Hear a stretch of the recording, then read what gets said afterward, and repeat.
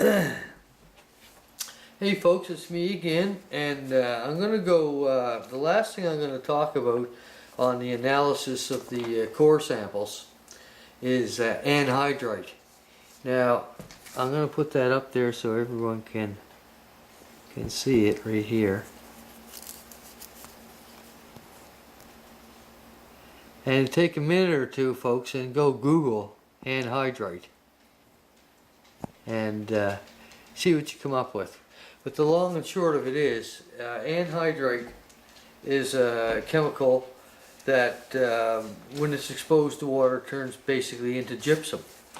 So, regardless of what they want to say with the science and the testing that they've done, I've not heard any studies done regarding large amounts of gypsum being dumped into that river.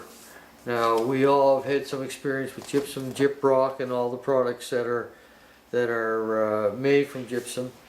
And I'm pretty sure if there was anyone taking a bag of gypsum and dumping it in that river, people would be pretty upset. But this is hardly even mentioned because it's anhydrite. So Google it and do the math on that. And here's what we have. Again, if you look at the percentages, like that one there is 8.8%. That one there is 2.7%, and they vary. So without getting into that, it averages out to about 5%.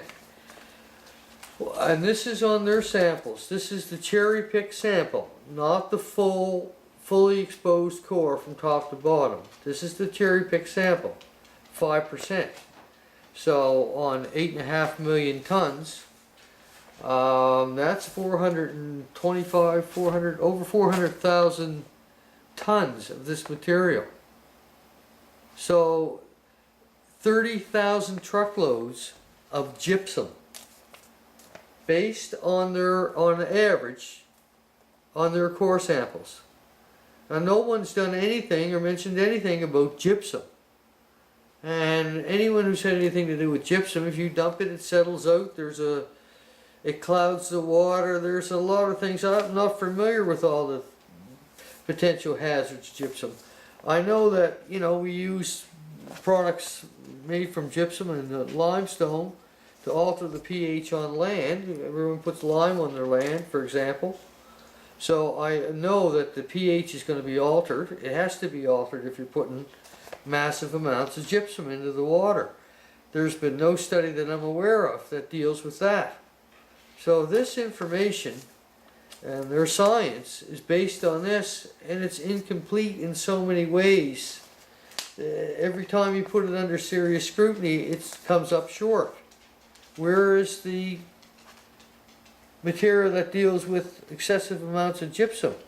That is excessive amounts, over 400,000 tons by the end of the project. Again, based on their cherry-picked samples, not on what the reality may be if you were to drill a couple hundred core samples, which is what should be done to the project. Now, to submit this amount, I did a little bit of math, and I use my calculator sometimes, but sometimes with this particular project, several times my calculator just bottoms out on me because the numbers are so big.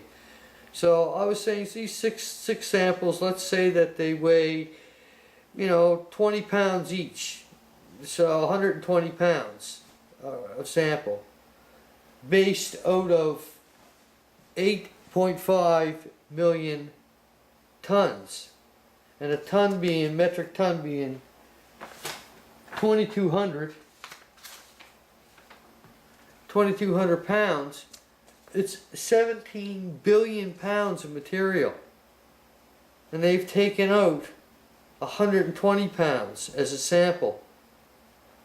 I tried to figure out what percentage of the sample. Well, of course, you run into zeros on your calculator. It's 0.00000000187 of 1%. A couple hundred millionths of 1% is the size of their sample. So just people out there that are watching this and looking at that, I want you to really think about that.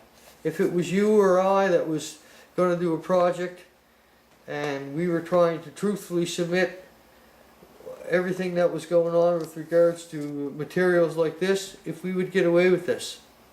I don't think we would.